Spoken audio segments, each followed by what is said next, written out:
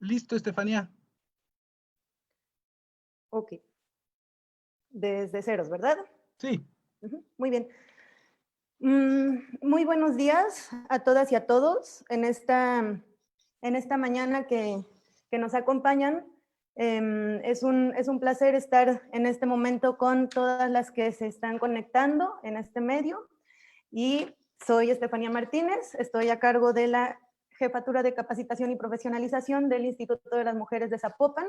Y esta mañana estaremos complejizando el tema de convivencia familiar en la contingencia. Este quinto conversatorio, que es parte del precongreso de jornadas para orientadores y tutores y tutoras de la Universidad de Guadalajara, que en conjunto con diferentes instancias de la universidad se están articulando para generar esta profesionalización en medio de esta coyuntura de pandemia, y que hoy justo hablaremos de un tema muy importante, un tema que ha generado en estos meses pues la visibilización constante de las dinámicas de violencia que se viven al interior de las familias, y que no es algo nuevo, no es algo que ha estado en diferentes momentos, en diferentes momentos de la historia, en nuestra cotidianidad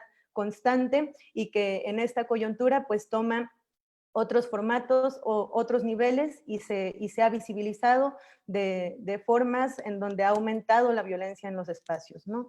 Y justo el tema de cómo los orientadores y orientadoras educativas, como el profesorado de la Universidad de Guadalajara, pues está abierto a generar estas discusiones, y sobre todo pues sensible ante las problemáticas que nos acontecen.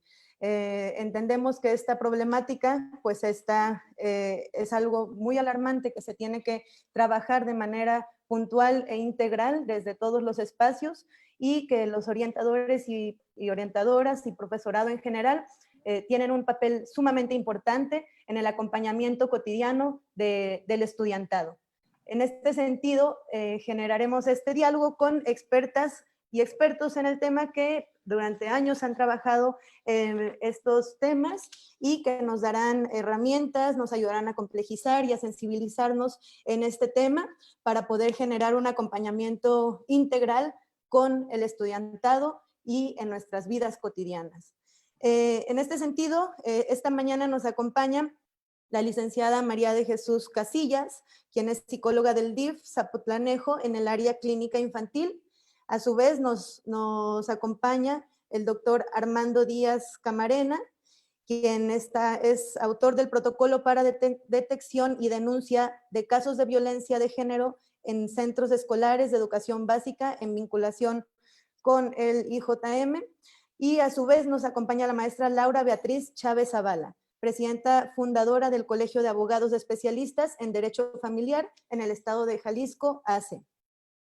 En este sentido, generaremos un diálogo con ellos y con ellas, en donde podremos tener una serie de preguntas. Quienes están viendo el conversatorio, les invito a que podamos seguir puntualmente cada una de las intervenciones y acompañarnos a reflexionar, acompañados de sus preguntas y comentarios y reflexiones, para poder abarcar este tema desde todos los puntos de vista que podemos congeniar en este momento, en este espacio cibernético.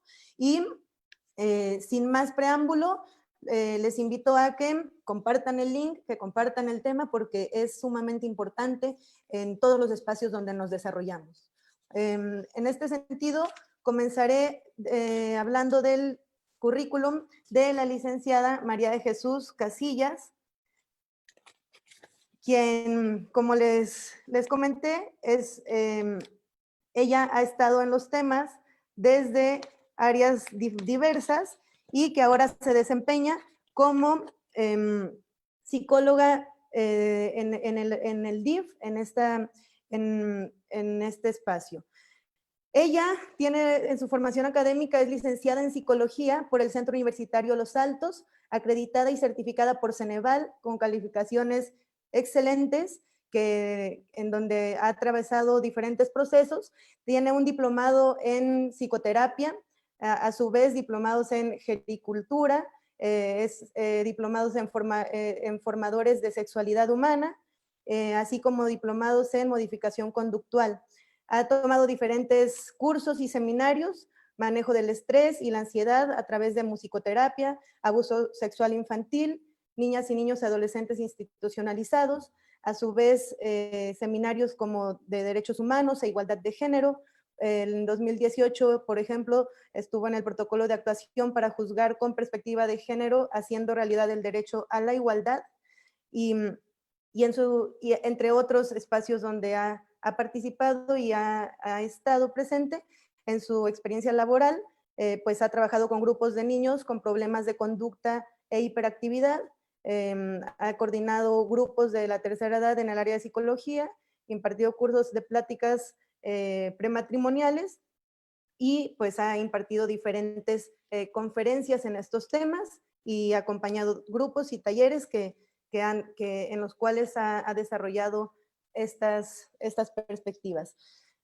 Actualmente, psicóloga del DIF Zapotlanejo en el área clínica infantil. Licenciada María de Jesús, muchas gracias por su participación. La invitamos a generar este diálogo. Tenemos 20 minutos para su intervención. Gracias.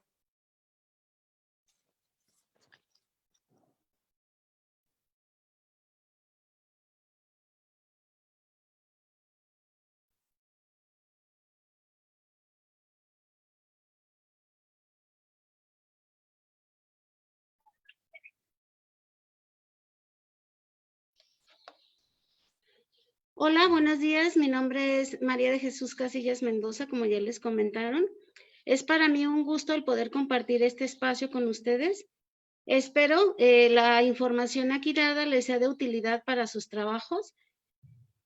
Yo tengo aproximadamente 14 años trabajando en DIF. Les trataré de informar y de decir cómo nosotros trabajamos dentro de la institución.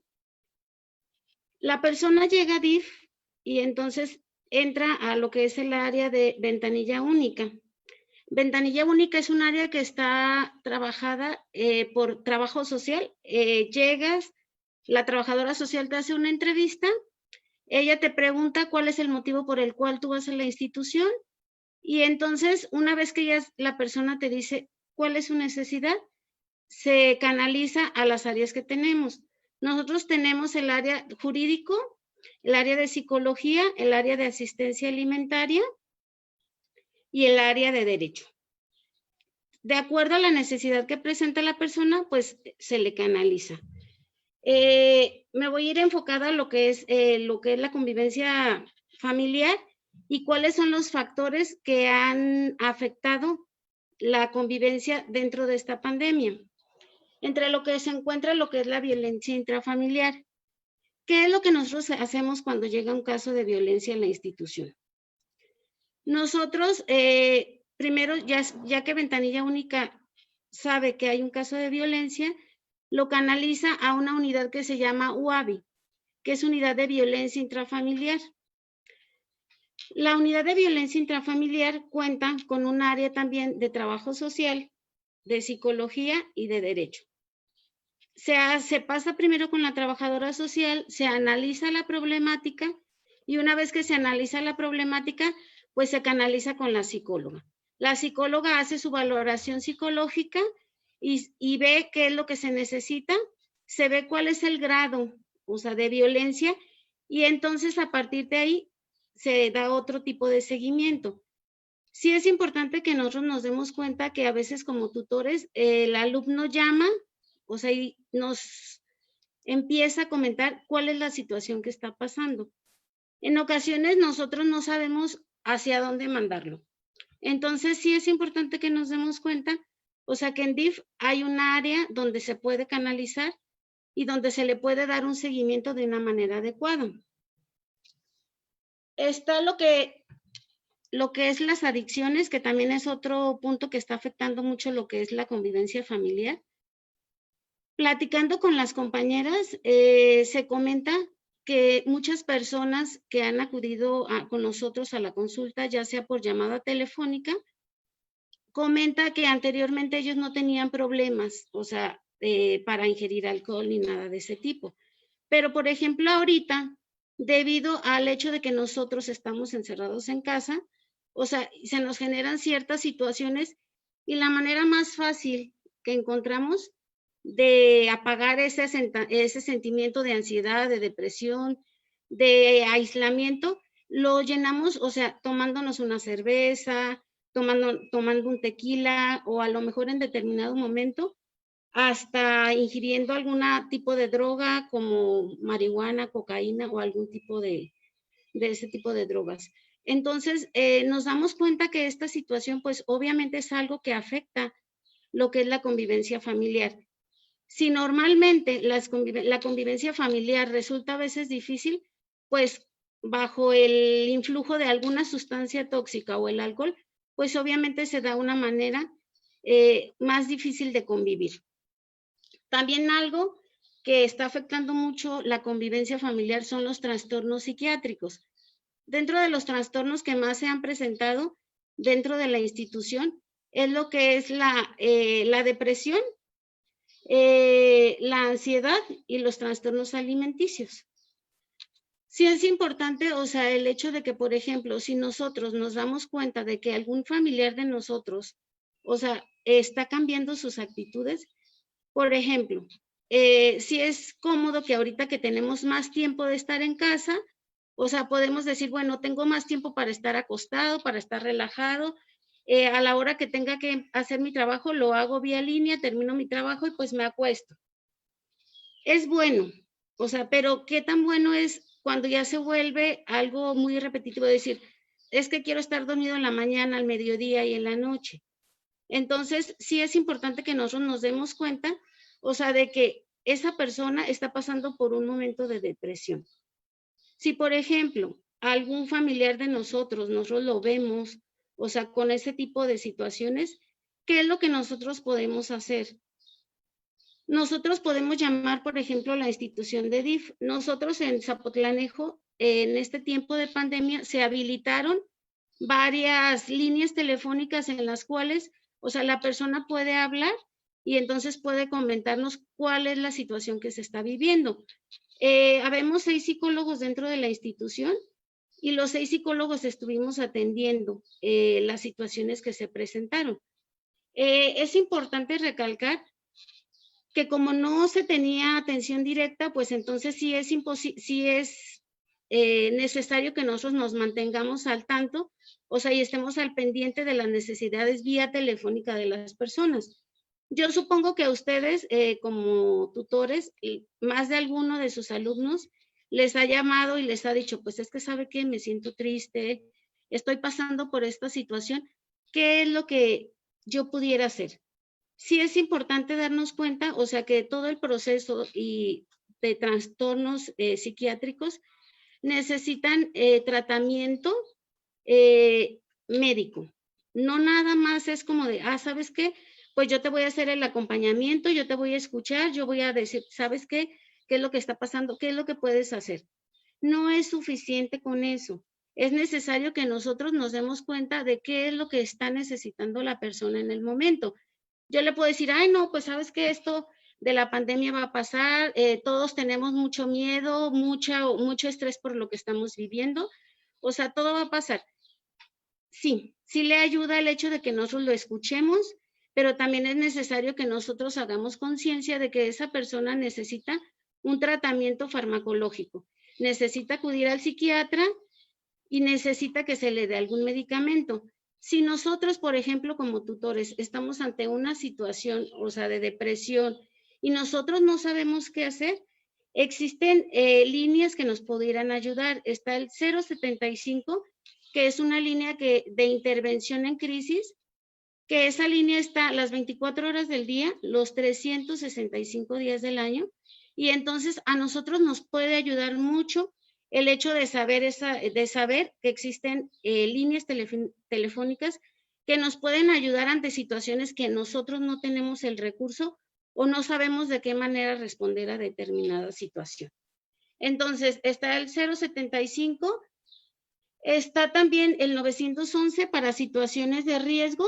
Está el teléfono también de Salme, que se los voy a decir, es el 33 38 23 32 20. Ay, perdón, ese es el teléfono de línea COVID para en caso de que nosotros tengamos alguna duda.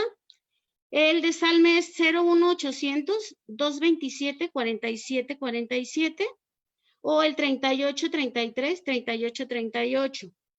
Ante alguna situación que ustedes como tutores vean de riesgo y ustedes digan, yo no tengo las herramientas, entonces ustedes pueden acudir ante estas instituciones y estas instituciones les pueden brindar el apoyo que se necesita.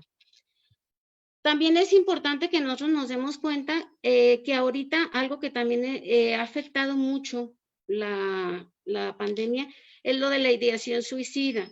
Se han dado varios casos de suicidio y creo que esto es un foco rojo y sí deberíamos de estar muy al pendiente de eso. Porque nosotros, por ejemplo, en la comunidad de Zapotlanejo se dieron 2 casos de suicidios en jóvenes de entre 23 y 30 años. O sea que de repente empezaban pues con su negocio. Para los que no conocen, Zapotlanejo es un municipio que se dedica básicamente al comercio textil. La gente, la mayoría vive del trabajo en tiendas de ropa y todo lo que se dedica a la costura y a todo lo textil. Entonces, de repente gente que empieza su negocio y ante esta situación de encierro y de tenernos que ver nosotros en casa y de tener que saber, o sea, que no hay movimiento económico, entonces mucha gente, o sea, cae en la desesperación y entonces tenemos pues estos casos de suicidio. Sí es importante que nosotros, cuando alguna persona nos habla muy desesperada y en una situación de crisis, nosotros nos demos cuenta y valoremos cuál es la situación. Por ejemplo, hay personas que dicen, ¿sabe qué? Yo me he pensado suicidar, yo me he querido morir. Y entonces dices, bueno, una cosa es tener un pensamiento suicida y otra cosa es, por ejemplo, platicar con alguien que diga, es que ¿sabes qué? O sea, yo ya intenté tomarme unas pastillas, me corté, o sea, y no logré mi cometido. Entonces, sí es importante que nosotros nos mantengamos alertas ante esas situaciones, de decir, a ver, ¿qué es lo que yo puedo hacer y qué es lo que yo no puedo hacer? En el primer caso, cuando la persona tiene la idea de decir, me quisiera morir por todo esto que está pasando, la verdad, esto que está pasando me está rebasando y yo no puedo con eso, entonces pide la ayuda y entonces tú mismo le puedes asesorar, le puedes decir, ¿sabes qué? O sea, ¿de qué manera yo te puedo ayudar? Yo te puedo ayudar para que tú estés bien. Entonces después está cuando ya la persona, o sea, llega y te dice, es que sabes que me corté. O sea, sí es importante que nosotros, o sea, indaguemos, o sea, por qué motivo se cortó, pero eso no es lo primario. Lo primario que nosotros debemos hacer es como de, bueno, esta persona está cortada, se tomó una pastilla, pues entonces, ¿sabes qué? O sea, rápido, yo me muevo a servicios médicos municipales o a algún doctor, o sea, para que haga, o sea, lo que tenga que hacer y detenga el daño que se hizo. Entonces, ya de ahí, ya una vez que la persona esté recuperada, pues entonces yo podré ya hacer alguna otra intervención. También es importante, o sea, darnos cuenta que, por ejemplo, cuando existe un sujeto armado, pues nosotros no podemos hacer mucho. Sí es importante que ante esa situación nosotros ya hablemos a otra instancia, por ejemplo, como Protección Civil, Seguridad Pública, o sea, que ellos pudieran ya hacer el trabajo. Nosotros podemos hacer ciertas cosas, pero también es bien cierto que no somos superhéroes y no podemos hacer todo. Entonces sí es importante que nosotros nos demos cuenta que hay personas que pueden hacer las cosas de una mejor manera, a lo mejor que nosotros, porque tienen más, es su área más que nada. Algo que también es muy importante, o sea, ahorita es que nosotros trabajemos para tener una mejor convivencia familiar. En esta parte les voy a intentar dar algunas cuestiones que ustedes pudieran hacer en casa, o sea, para mejorar la convivencia familiar. ¿Qué es lo que se está proponiendo? Pues tener, primero, dosificar la información. El hecho de nosotros saber todo el tiempo cuántos muertos van por la pandemia, cuántos casos hay en el municipio, o sea, todo eso nos genera mucho estrés.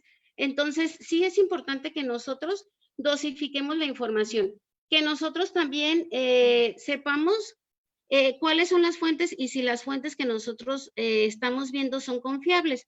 Desafortunadamente existen miles de informaciones que en realidad no son verídicas y entonces a nosotros nos afecta el estar sabiendo todo eso. Entonces dosifiquemos la información para estar un poco más tranquilos. También otra cosa que es muy importante para tener una convivencia sana es la comunicación. ¿De qué manera nosotros nos comunicamos con nuestros hijos, con nuestra pareja, con la gente con la cual convivimos nosotros?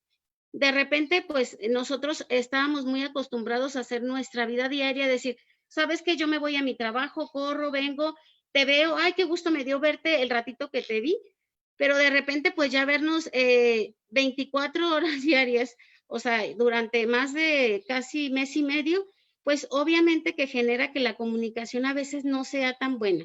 Entonces, sí es importante que nosotros seamos claros en lo que nosotros queremos y en lo que nosotros necesitamos. Desafortunadamente nosotros a veces suponemos, entonces no hay que suponer, hay que preguntar si algo tenemos duda y hay que buscar una manera de comunicación asertiva con las personas que nos rodean. También es importante que nosotros durante esta época establezcamos horarios.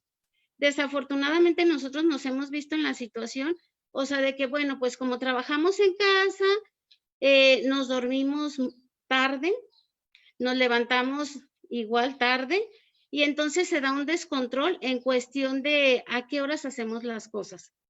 Entonces es importante que nosotros tengamos un horario definitivo para qué hora vamos a desayunar, a qué hora vamos a comer, a qué hora vamos a cenar y a qué hora vamos a hacer nuestras labores, a qué hora yo tengo que trabajar. Y entonces eso también, el hecho de tener nuestros límites y nuestros horarios nos va a ayudar a que nosotros estemos más tranquilos y a que no se genere más estrés dentro de la familia. Algo que también se propone para tener una buena convivencia familiar es que nosotros nos demos la oportunidad de comer juntos. Si yo les preguntara a ustedes cuándo fue la última vez que ustedes comieron junto con su familia, que estuvieron todos, a lo mejor muchos me van a decir, ¿sabes qué? Yo tengo meses, o sea, que no comemos todos juntos. A lo mejor ahorita que estamos juntos, yo como rápido porque pues me voy a meter a trabajar, el niño come a la hora que quiere, a la hora que le pega hambre, o sea, entonces finalmente estamos juntos, pero no estamos conectados. Entonces, ¿qué es lo que se necesita para tener una buena convivencia? Que nosotros nos pongamos en los zapatos del otro y nos pongamos empáticos y nos demos la oportunidad de convivir de manera consciente con nuestra familia. También es importante que nosotros nos demos cuenta de qué es lo que a nosotros nos genera qué es lo que nos genera molestia. Si nosotros sabemos qué es lo que me está generando molestia, va a ser más fácil, o sea, que yo no pelee con los que me rodean. O sea, que yo me dé la oportunidad de decir, bueno, yo estoy molesta por esto, que yo le explique al niño, ¿sabes qué, hijo? Ahorita tengo mucho trabajo, te pido de favor que ahorita no me digas, no me interrumpas. En un ratito más yo me doy el tiempo de acercarme y preguntarte qué es lo que pasa, qué es lo que se necesita. Si no es algo que sea emergencia.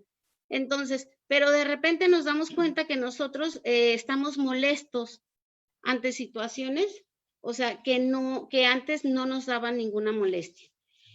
Pues yo terminaría mi pequeña charla, o sea, diciéndole que alguna de las mejores lecciones de la vida se aprenden en los momentos más difíciles. Hay que sacar lo mejor de nosotros.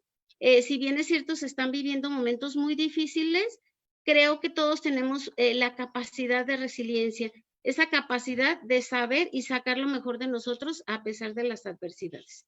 Muchísimas gracias.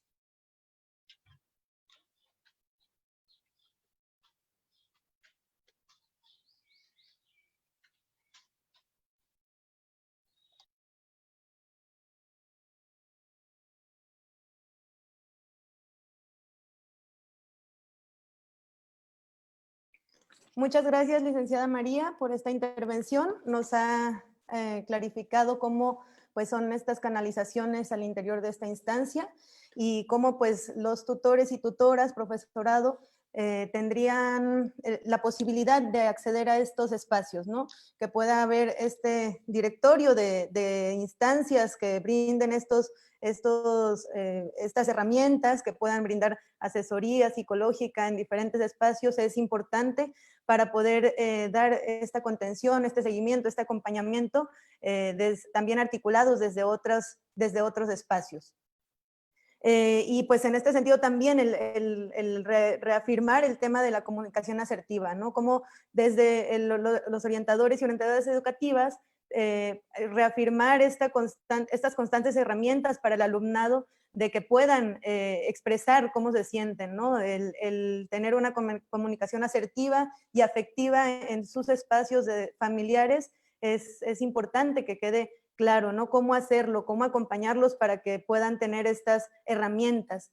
Y en este sentido, pues vamos a darle el uso de la voz ahora a Armando, el doctor Armando, que ha tenido un desarrollo muy importante en este acompañamiento constante desde la psicología, desde los espacios donde se ha desarrollado, donde ha generado este acompañamiento constante en temas de tanto de género, derechos humanos, convivencia, contención emocional, ha generado diferentes intervenciones a lo largo de su trayectoria y les comentaré un poquito de su currículum. Armando es licenciado en psicología por el Centro Universitario de Ciencias de la Salud en la Universidad de Guadalajara. Él es educador de la sexualidad por el Centro Universitario de Ciencias de la Salud también. Es maestro en terapia gestal, ha tenido especialidad en estudios de género en la Universidad Pedagógica Nacional en el campus Guadalajara. A su vez es doctor en ciencias sociales con especialidad en sociología por el Colegio de México en 2018 y 2013 y ha realizado diferentes estancias postdoctorales en diferentes lugares y en este sentido siempre ha sido transversal en su trayectoria profesional el tema de derechos humanos, género, violencia, masculinidades, otras alternativas de masculinidades y es un gusto tenerte acá, doctor Armando, y cedo el uso de la voz. Gracias. Muchas gracias. Muchas gracias por la invitación. Bueno, primero, una de las cosas que me gustaría reiterar, la importancia de la presentación anterior de mi compañera María de Jesús Casillas, porque cuando las y los orientadores tengan situaciones y se enteren de situaciones que son violatorias de derechos humanos de menores de edad, que viven violencia a su alumnado, el mecanismo efectivamente es a través de las instancias de DIF que la compañera acaba de mencionar. De verdad, apóyense con las unidades de violencia, de las UAVI, las unidades de atención violencia intrafamiliar. Me parece que sí es muy clave. O sea, es no solamente que se queden con la presentación, sino que las personas que trabajan en DIF de repente son muy buenas guías para ir definiendo por dónde es el camino correcto. Esta primera ventanilla de trabajadora social es clave. Las trabajadoras sociales y trabajadores sociales pues son las personas expertas para identificar cuáles son los mejores mecanismos a continuación. Sí, entonces sí les voy a pedir que puedan revisar nuevamente la presentación de la compañera cuando puedan y demás, y que ese sea el mejor mecanismo que utilicen. También quisiera compartirles, bueno, parte de mi intención es trabajar a partir de la construcción de las masculinidades. Entonces tengo una pequeña presentación, participo en una red que se llama Cómplices por la Equidad y que, bueno, en este momento de emergencia sanitaria se han estado trabajando en una campaña. Les voy a compartir solamente algunas cosas, pero pensando en cómo desde la construcción de las masculinidades ir pensando en esta transformación de las relaciones de género de los hombres para beneficio en estos tiempos de pandemia y en general. Entonces voy a pasarles mi presentación.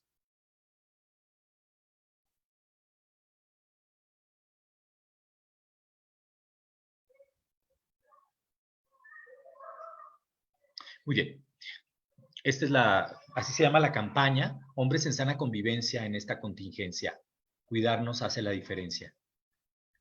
Y bueno, para eso es importante reflexionar el tema de que existe una noción de masculinidad tóxica, masculinidad tradicional, que nos ha complicado la vida a los hombres y que hace que nosotros como varones también compliquemos la vida a las y los demás. Y esto tiene que ver con que se nos ha enseñado que ser hombre implica tener una situación de dominación o de privilegio, y que entonces al estar en confinamiento estas cosas pueden entrar en tensión porque entonces se acentúan estas situaciones de estar tratando de ser la autoridad y de estar afirmándose en espacios donde generalmente si los hombres trabajan, ellos no están y que entonces quieran llegar a mandar. Eso puede ser un problema en familias que tienen papá, mamá, hijos, porque si ellos no están para los hijos y las hijas, la figura central de quien sigue en órdenes, pues es la mamá, ¿sí? Entonces, una de las situaciones problemáticas es como de llegar a incorporarse, querer mandar y establecer situaciones de dominación y excesiva y luego también estar teniendo privilegios, o sea, es típico de que luego lleguen, se sienten a comer y entonces quien cocina es la mujer y que entonces les sirven primero a ellos, luego a los hijos y al último a ellas. Bueno, pues entonces en esta parte es muy importante por lo que sigue y no solamente en esto, en ir estableciendo relaciones igualitarias e ir dejando estas situaciones de privilegio, como cuáles. Imagínense, todavía persisten esas situaciones donde las mujeres hacen el aseo del hogar para los adolescentes. En mis intervenciones me he encontrado que los hombres le han entrado más al trabajo doméstico, pero porque ahora tienen que trabajar los dos, pero ya estando en casa hay cosas que los hombres no hacen. Pero también otra de las cosas es que en los trabajos me doy cuenta que los adolescentes varones no hacen trabajo doméstico. Entonces imagínate, estás en casa, cuando estás en la oficina o en tu trabajo, generalmente hay alguien a cargo de hacer el aseo y mantener las instalaciones. Al estar en casa, ¿quién hace el aseo y mantiene las instalaciones? Entonces, si los hombres no hacen trabajo doméstico, esto se convierte en un problema de abuso y también en motivos de conflicto. Y entonces también es una oportunidad para que se enseñe a los varones adolescentes también el tema de la corresponsabilidad. Los hombres le han estado entrando más los adultos, pero en este caso los adolescentes, porque evidentemente no es justo que les estén arreglando sus espacios, sobre todo en este momento que ellos están todo el tiempo en casa, porque el espacio de la casa no tiene, el aseo de casa no tiene fin, a veces cuando todo el mundo se va a trabajar en la escuela, mucho menos en este momento. Entonces sí tiene que haber un trabajo en donde se cuestionen estas situaciones de dominación y de privilegio que también implican situaciones en la vida sexual y en la vida amorosa, no solamente en el trabajo doméstico. El papel de proveedor. También uno de los desafíos es darte cuenta que en este momento los hombres no son los únicos proveedores y una de las cosas que está pasando con la pandemia es que está generando situaciones económicas adversas en las familias. Entonces, de repente los hombres se están con la idea de que ellos son los proveedores, pero en este momento es común que a alguien se quede sin trabajo o le disminuyan el sueldo por la crisis económica que está teniendo la empresa que cerró o que está abriendo menos. Entonces, esto repercute en el bienestar de las familias, pero también en la sensación de los hombres de estar siendo eficaces o no eficaces por no tener dinero suficiente y produce malestares como tristeza, ansiedad, preocupaciones. Y claro que también eso puede detonar en situaciones de violencia, que es una de las cosas que hay que cuidar. El tema de sentir que los hombres, o sea, identificarnos sobre todo con la razón y que la emoción es un asunto de las mujeres, ha generado que no tengamos la suficiente empatía. Entonces es muy importante que en este momento primero nos demos cuenta en esas situaciones donde los hombres están tratando de desacreditar el razonamiento que pueden estar haciendo las mujeres o las personas menores de edad, niñas, niños y adolescentes, y que también seamos empáticos, porque entonces en esos momentos, una de las cosas es no pensarnos como seres emocionales, también es un factor por los cuales explotan los hombres en violencia o por los cuales se consumen, es evidente que los hombres es más frecuente que consuman alcohol, bebidas, fumen o toman o consuman alguna sustancia digamos que altere, ¿no? O sea, cualquier droga. Bueno, pues entonces esto tiene que ver muchas veces con el manejo de las emociones. Es importante que los hombres aprendan a entender sus emociones y también, incluido el enojo, por el tema de las posibilidades de tener reacciones violentas en este proceso de confinamiento. El desprecio hacia las mujeres y el desprecio a la homosexualidad. Una de las preocupaciones que tenemos también en esta cuestión del no aprecio del trabajo de las mujeres, también está esta situación de cuando en el hogar hay personas lesbianas, gays, bisexuales, transgénero, que el tema no ha sido asimilado en las familias y entonces al estar en el confinamiento se convierte en una asignatura pendiente que emerge. Entonces hay que tener mucho cuidado porque además como varones nos identificamos demasiado con esa noción de homofobia y de rechazo, porque no es solamente una cuestión moral, sino que los estudios nos cuentan que los hombres se afirman como varones al ser agresivos hacia las personas de la diversidad sexual y de género que viven alguna situación de diversidad sexual y de género, ¿no? La sobreidentificación de la violencia. Esta es una alerta porque si no sabemos manejar nuestras emociones, si nos creemos que somos la autoridad y además nos identificamos con ser violentos, pues entonces esto es una bomba de tiempo y es un tema de alerta, sí hay que tenerlo con cuidado en casa. Y estar probando el valor, la fuerza, la autosuficiencia, es decir, hombres, también es importante que pidamos ayuda. Es decir, si necesitas ayuda emocional, también hay que llamar. Luego es más común que los hombres no acudan a la ayuda emocional en relación a las mujeres. Entonces, hay que estar alerta y disminuir este asunto de masculinidad tóxica.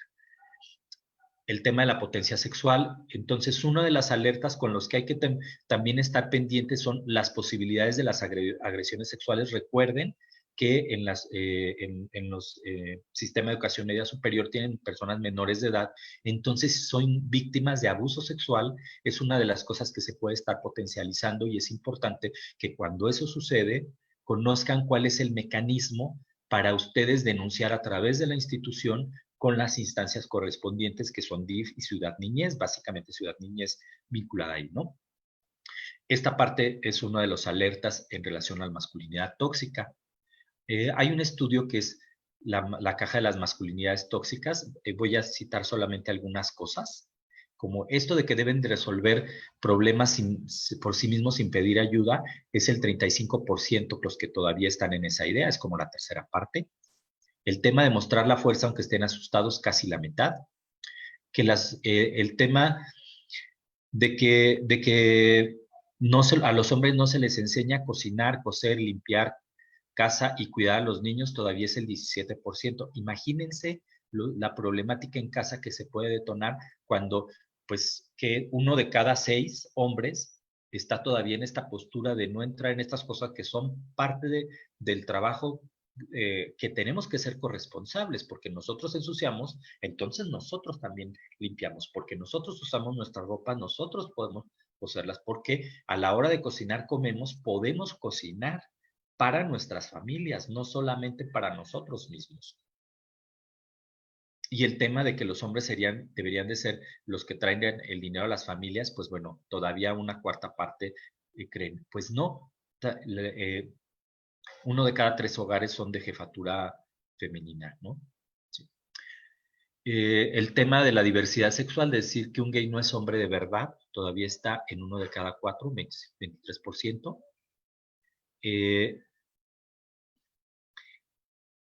Dice voy más abajo, el uso de la violencia. Los hombres deben usar la violencia para obtener respeto, si es que es necesario. Es 1 de cada 10. Claro que esto es una bomba de tiempo para este confinamiento en el hogar, en donde pues los niños no necesariamente hacen caso, los adolescentes, las y los adolescentes, o que las mujeres pueden tener determinada carga de trabajo y si tú crees que además eres el que manda, te tiene que obedecer y que te tienes que manejar a través de la violencia para el respeto, entonces esta es una bomba de tiempo, ¿sí? Un hombre debería de tener la última palabra sobre las decisiones en relación al matrimonio. Ese es otro de los problemas. Es 1 de cada 5 que entonces esto se convierte en una problemática de pareja y que con el confinamiento justamente una de las cosas que pueda pasar es que temas que estaban pendientes emerjan y que esos espacios donde luego ellos son impositivos estaban limitados cuando cada quien está en sus espacios. Al estar juntos, esto emerge y lo confronta, ¿no? Dice, si un hombre tiene novia o esposa, merece saber dónde está ella todo el tiempo. 1 de cada 4. Entonces, el tema es, pues, este trabajo que tenemos de construir masculinidades alternativas, pasar de esta idea de hombres racionales, inflexibles, violentos o autoritarios, a ser reflexivos, tiernos, sensibles, solidarios, ¿sí? Y empáticos. Es decir, aprender a comprender a las demás personas. Y uno de los puntos clave que para la sana convivencia en estos momentos me parece que tiene que ver con el tema de las relaciones igualitarias en el hogar y el trabajo doméstico. Participar en el trabajo del hogar es el tema de compartir el ingreso y la decisión de qué se hace con el ingreso, el tema de ser igualitario en las decisiones sobre la anticoncepción, de ser igualitarios en la crianza, es ser el cuidado de los hijos, el cuidado de las personas enfermas. El tema de la alimentación es establecer esta parte, distribuirse de manera igualitaria y justa el dinero, salirnos de esta lógica autoritaria y violenta y bueno, dice el derecho igualitario a una vida intra y extradoméstica. Es decir, el baño todos lo usamos, pues entonces también los hombres nos toca lavar los baños, no es un asunto exclusivo de las mujeres. Y es importante en este sentido seguir trabajando con los adolescentes, ¿no? Y bueno, entender que las mujeres se sienten seguras cuando los hombres no recurren a la fuerza para demostrar algo, cuando hablan de su enojo en vez de explotar, cuando hacen solicitudes amablemente, cuando son honestos consigo mismo y con ellas, cuando preguntan qué les gustaría, cuando no aseguran que su idea es la que tiene la razón, cuando utilizan un lenguaje de respeto, cuando entran en un diálogo, digamos, equilibrado al hablar de sus emociones, ¿sí? Cuando se esfuerzan por llegar a acuerdos. Y entonces, en el trabajo, es muy importante que en esta parte de la prevención de la violencia entre los hombres, seguir estos 5 pasos. Uno, es que aprendamos a conocer cuáles son nuestros disparadores. Es, si yo me enojo cuando discutimos, entonces aprender a estar alerta cuando tenemos un desacuerdo. Si me enojo porque se me perdieron las llaves, porque algo no está como yo lo había pensado, porque ahora alguien más está utilizando las cosas, cuando algo no está saliendo como yo quiero. Es decir, hay que identificar cuáles son como los disparadores con los que yo me enojo, ¿sí? Y luego, además, aprender como segundo paso cuáles son las señales de alerta. Esto implica conocer nuestro propio cuerpo y saber cuando nos estamos calentando, se sube la temperatura, cambia la respiración, viene el tono, estamos cambiando el tono de voz, escuchar cuando nos dicen, estás alzando la voz, darnos cuenta, es percatarnos de estos cambios. Es muy importante un autoconocimiento en ese sentido. En segundo, eso. Y una vez que lo detectas, es importante parar, porque si uno sigue con la situación, los pensamientos o lo que estás diciendo, esto se va a salir de control. Es importante parar y respirar. Es decir, dejar de actuar y respirar. Y en ese momento, como hombres y quien ejerce violencia, pero pues en este caso los hombres principalmente, pues tomarnos un espacio libre, un tiempo libre. En psicología le llaman tiempo fuera, es retirarnos un poco a relajarnos, no a seguirle dando vueltas al asunto, no a seguirnos enojando. Y una vez que está eso, entonces empezar una cuestión de autocuidado, de estar pendiente, de atendernos, de poner en orden las cosas y de ser responsables y de ver si lastimamos, si gritamos de más, pedir disculpas y que todo lo demás esté en orden. Entonces, estos son los 6 pasos que hay que seguir como hombres, es como esta parte de la campaña de hombres en sana convivencia, ¿no?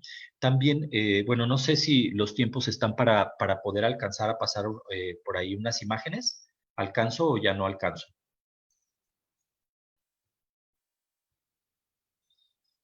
Sí, Armando, alcanzamos.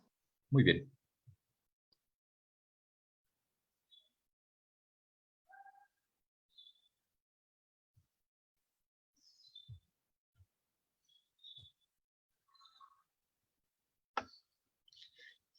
Estas imágenes tienen que ver como parte de la campaña con cuestiones de que estemos alerta y los hombres estén alerta y que, bueno, luego vemos para podérselas compartir, porque yo pienso que pueden ser un recurso muy útil para la prevención de violencia en el noviazgo y la violencia en la pareja e intrafamiliar, pero sobre todo en el tema de las relaciones de pareja en estos momentos también de convivencia, de estar juntos y que son parte de la campaña. Dice, yo nunca le pegué a mi pareja cuando peleábamos, le pegaba a la pared o rompía cosas. Ahora me doy cuenta que eso es violencia.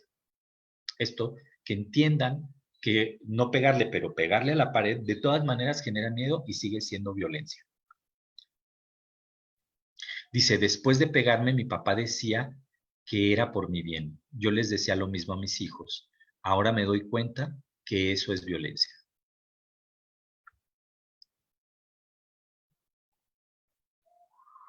Y esto es, pues es importante para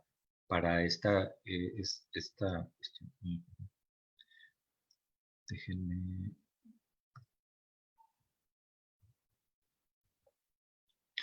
Cuando había problemas no solía pedir ayuda, me desquitaba con todos en mi casa. Ahora me doy cuenta que eso es violencia. O sea, cuando necesitas ayuda, el camino directo es pedir ayuda.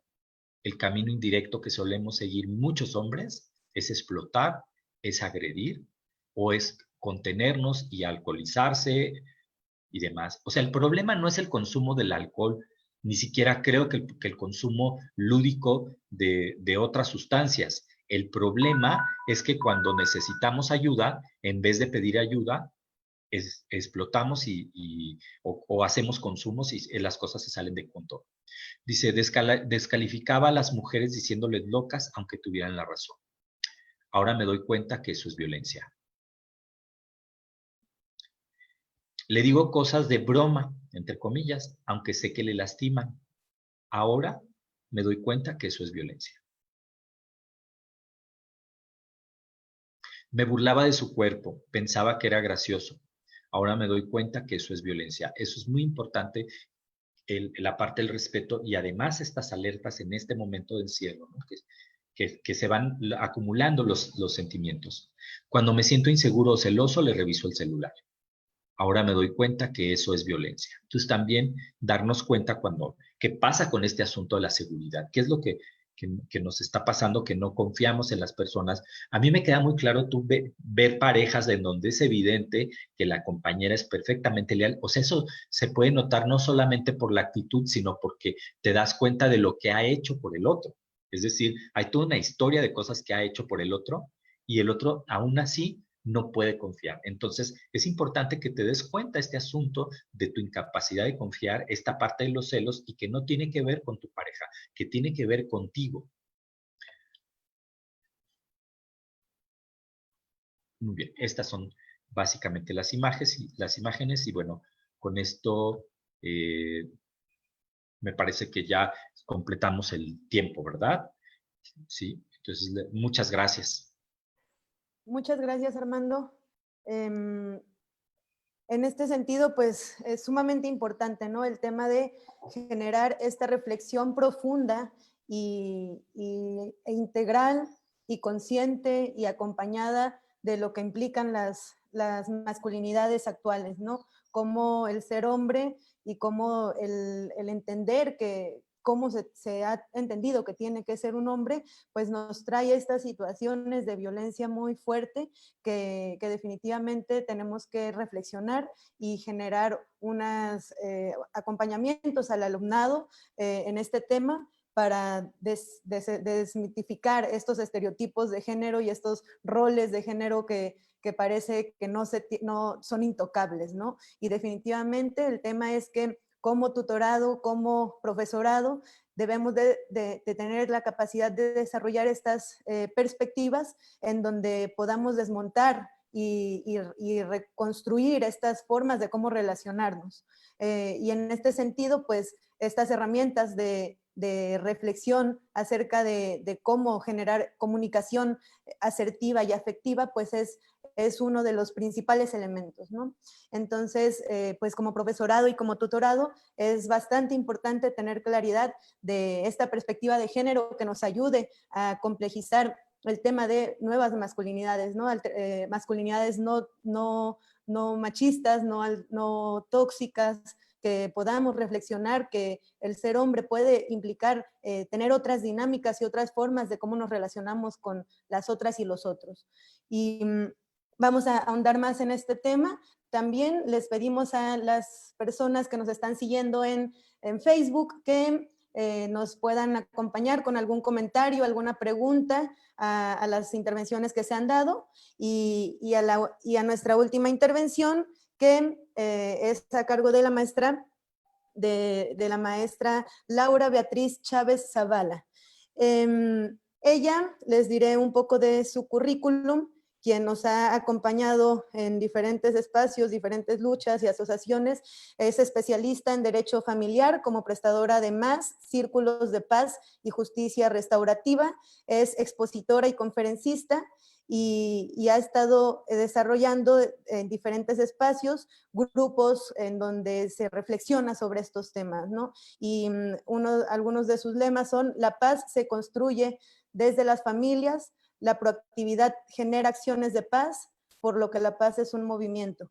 En este sentido, sin más preámbulo, doy el uso de la palabra a la maestra Laura. Muchas gracias por acompañarnos. Hola, ¿qué tal? Muy buenas tardes. Muchas gracias, Estefanía, por la presentación.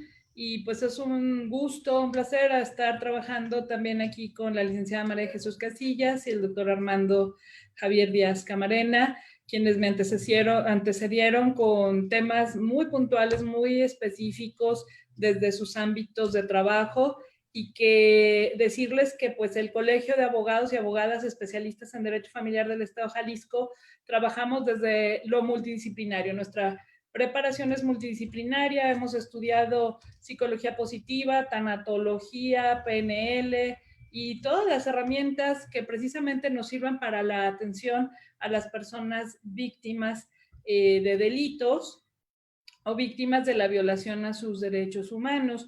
Desde esta perspectiva, quiero decirles que las instituciones son las que violan los derechos humanos, y en casa, desde casa, lo que está pasando ahorita desde el confinamiento, las violencias son delitos que tenemos que erradicar emergentemente.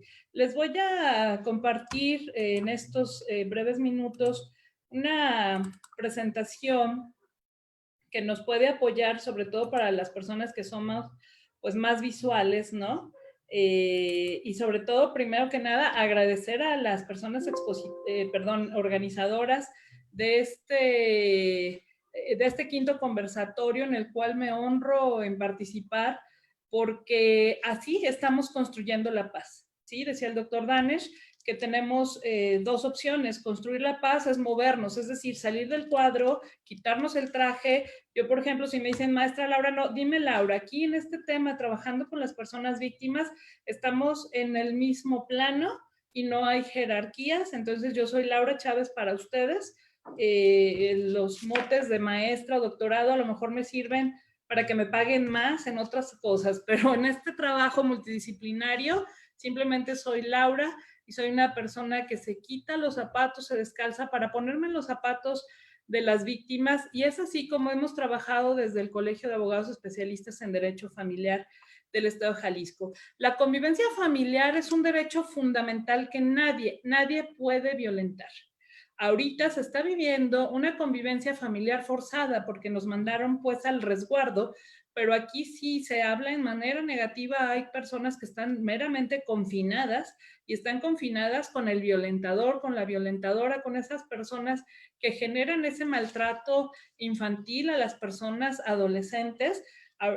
Me adelanto un poquito, se estandariza de edad 0 a 18 años, que son personas en una etapa de niñez. Por lo tanto, nuestras adolescentes, las personas adolescentes que están en nuestra alma mater estudiando su bachillerato, pues se les considera en esta etapa infantil.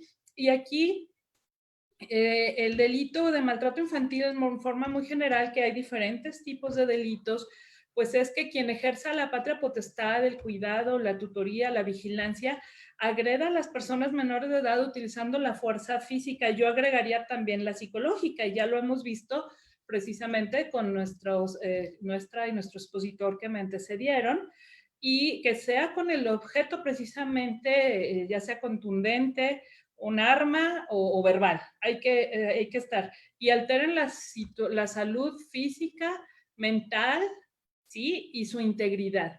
Acordémonos que la niñez debe crecer con la protección del interés superior de la infancia de una manera integral, es decir, con el equilibrio físico, mental, espiritual, económico y jurídico, ¿sí? Entonces, ahorita la convivencia en general se está, en vez de tener un espacio en donde tenemos esa experiencia de compartir valores, aspiraciones, como lo hacemos en cualquier comunidad, pues está llevando a que nos escondamos, a lo mejor se esconden las personas adolescentes en los cuartos.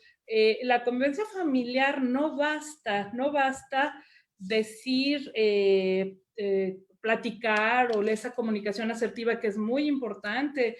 Debemos entender los canales de comunicación de cada miembro de las personas. Por ejemplo, si una persona es kinestésica, pues merece un abrazo. Si una persona es más visual, pues decirle, oye, qué linda te ves hoy, no pasa nada.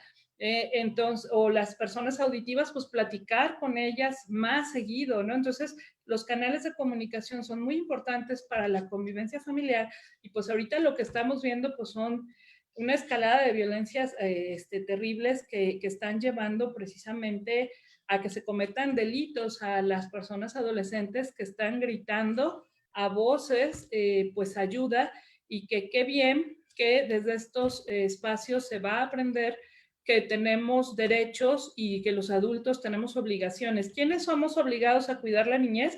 Ascendientes, tutores y custodios, y todas las personas que nos demos cuenta de la comisión de un delito. Y yo me atrevo a decir que los custodios también son los espacios educativos. ¿Por qué? Porque las personas que van al bachillerato son menores de edad. Hay que cuidarlos. Por lo tanto, desde esta perspectiva, lo que está haciendo nuestra alma mater, que le aplaudo, es cuidar el interés superior de nuestro alumnado. El Estado debe dar las herramientas para preservar esta parte del interés superior de la infancia. ¿Cómo obtenemos esas herramientas? Bueno, esas herramientas nos las dan las legislaciones y las políticas públicas que debemos aplicar precisamente, o las acciones que debemos generar con diversas instituciones, organismos de la sociedad civil. Tenemos, por ejemplo, la Convención de los Derechos del Niño, yo le agrego niña y adolescente, porque todavía no le cambian. La Constitución Política de los Estados Unidos Mexicanos, en su artículo 1, que habla de la dignidad, de los derechos humanos y quienes están obligados a preservar, garantizar, promover los derechos humanos. Por ejemplo, esto es una forma de promover los derechos humanos desde la academia, desde la investigación. El artículo 2, que habla de que somos pluriculturales, y pues no se puede permitir, aunque sean autónomos en sus leyes, que se violen los derechos humanos, por ejemplo, de una niña, cambiarla por una vaca, que todavía se da, o no permitirle casarse o estudiar, ¿no? El artículo 3 habla de la educación, en el amor inclusive menciona esa parte, la solidaridad.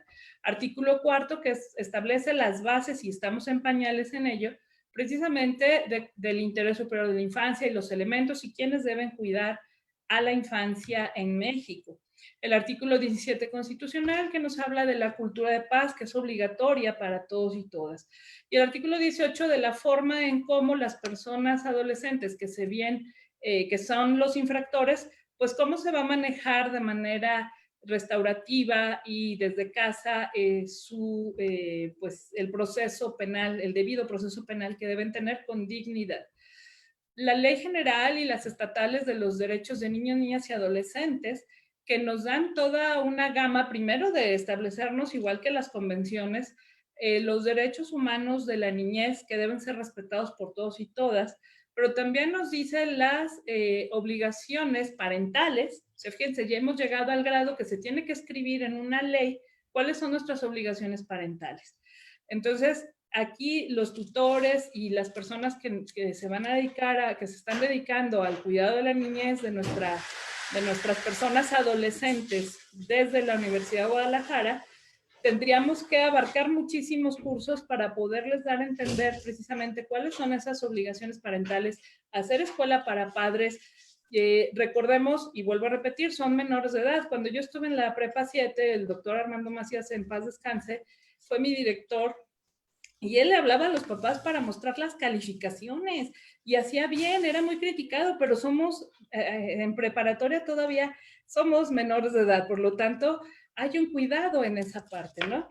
Por supuesto, el Código Penal, que maneja toda la serie de delitos que se cometen en contra de las personas, niños, niñas y adolescentes, los códigos procesales penales, el Código Nacional Procesal Penal, que establece precisamente el debido proceso. Ley Nacional del Sistema Integral de Justicia Penal para Adolescentes, la Ley General de Atención a Víctimas, que nos habla que el trato debe de ser diferenciado, es decir, con un enfoque psicosocial o biopsicosocial, con un trato diferenciado, es decir, si es niña, si es niño, qué edad tiene, muy especial es el trato y es muy diferente según la vulnerabilidad de la persona. Y por supuesto los SIPINAS, que son los sistemas integrales para la protección de los derechos de niñas y adolescentes, que es de donde se deben generar las políticas públicas de este cuidado a la niñez. Desde la familia existe el derecho vivo, donde nacen precisamente las instituciones de familia. Aquí es muy importante entender que la familia es una sociedad económica donde se transmiten valores, educación, la identidad, que es el nombre, el domicilio, la nacionalidad, todas las concepciones morales, religiosas, pero también ahí nacen, y es lo que estamos viendo que ahorita van en aumento, las patologías jurídicas, violencia, abandono de familiares, que es la falta de alimentos, desintegración familiar, abuso sexual y abuso emocional, que va en aumento. Por ahí alguien de Fiscalía dijo, es que no tenemos denuncias. Bueno, es que están encerrados y están confinados, son menores de edad y están controlados por el patriarca o la matriarca, dependiendo con quién vivan, en el que no le están permitiendo a lo mejor ni el uso de su celular para poder llamar al 911 y generar una denuncia, ¿no? Como bien lo dijo María de Jesús, que hay que denunciar pues los delitos y darle este trato preferencial a la niñez, ¿sí? Ya nos hablaron de algunos factores que aumentan la violencia, algunos se comparten, pero fíjense bien, aquí estos factores que les estoy presentando aumentan la escala de violencia con el encierro, con el confinamiento, y es, por ejemplo, el factor cultural patriarcado o el machismo tóxico del cual ya nos habló el doctor Armando, el adultcentrismo, ¿sí? O sea, por el poder que yo ejerzo, por eso se hacen las cosas, porque yo lo digo como adulta, porque soy tu madre, o sea, pero no hay una comunicación asertiva, no hay una disciplina positiva, hay un adultcentrismo que además traemos muchas broncas económicas, sociales, psicológicas, también los adultos, las personas adultas también debemos tratarnos y generar nuestro autocuidado, ¿no? El factor patrimonio humano, es decir, el patriarca o la matriarca cree que son los dueños, las dueñas de las personas que mantienen, ¿no? Por ejemplo, pues yo te mantengo, es un patrimonio humano, es de mi propiedad, tú no puedes tener novio, tú no puedes vestirte así, tú no puedes salir, ahorita no me importa si no hay internet, no te lo voy a pagar, y pues ya no se metieron en línea a estudiar. O sea, se está generando precisamente por ese factor de patrimonio humano, es decir, soy tu dueño, como desde el derecho romano, que era el pater famulus, que tenía incluso derecho a matar a los hijos, y creo que todavía en pleno siglo XXI muchas personas se creen que tienen ese derecho, y pues eso, discúlpenme, es un delito y hay que denunciarlo. El factor económico, que también ya lo dijeron, el factor psicosocial y el factor pandemia, es decir, tenemos que estar confinados, y por ejemplo, observamos, tienen derecho a vivir en un medio ambiente sano. Y pues las casitas son un huevito. ¿Y cuántas familias, cuántos miembros de la familia viven en un huevito ahí hasta hay promiscuidad y es donde se puede dar también el abuso sexual y el abuso emocional más desafortunadamente con mayor frecuencia, ¿no? Tenemos algunas cifras espantosas que en México 6 de cada 10 niños, niñas y adolescentes han sufrido métodos de disciplina violenta donde los padres, madres o cuidadores, pues a lo mejor no saben porque así fueron criados, entonces hay que generar conciencia. El 80% de las adolescentes embarazadas pues lo están por abuso sexual de sus propios familiares, o sea, no por el mismo padre incluso o padrastro, y muchas mamás tienen la venda y ahorita que están encerrados, encerradas, se oye feo, no están en resguardo, están encerrados, encerradas, pues las cifras van en aumento por la contingencia y lo podremos ver si nosotros como los tutores, maestros, docentes lo detectamos y empezamos a generar la conciencia de la niñez, de la adolescencia que estamos cuidando, pues para que los podamos proteger. ¿Qué hacer? Bueno, ya también Marichuy nos dijo, la maestra María de Jesús nos dijo que hay que denunciar, dio algunos teléfonos, hay que pedir ayuda psicológica en las instituciones de intervención en crisis para que les den primeros auxilios psicológicos, pero cuando la emergencia es muy grave, es muy lesiva, hay que denunciar desde la universidad, desde que nos damos cuenta. Pero también quiero sugerir esta parte que hoy incluso está ya establecida en el Código Nacional de Procedimientos Penales, que es las juntas restaurativas, ¿no? O toma de decisiones con enfoque restaurativo, que se debe trabajar en conjunto con las familias, la justicia restaurativa preventiva, los círculos de paz a través del diálogo, trabajar la resiliencia, y esto, por supuesto, comenzando por las personas facilitadoras, como en este caso los tutores, las tutoras, las personas docentes que están haciendo este trabajo tan importante para abrir la puerta del amor y cerrarle a la violencia la puerta, ¿no? Es muy importante cerrar la puerta a la violencia. Quienes pueden denunciar, bueno, más bien quienes deben denunciar es toda persona que se dé cuenta de un delito. La persona adolescente, si todavía tienes tu celular, nos estás viendo y sufres, marca el 911. Los cuerpos policiales cada día están más preparados precisamente para trabajar de manera especializada y diferenciada con los diversos géneros o las edades que denuncian violencias. A mí me dicen, trabajamos por ahí con un grupo de Unidos por la Seguridad, de un cuerpo policial, que se han recibido más denuncias de mujeres que de niños, niñas y adolescentes en el 911 a los servicios que van.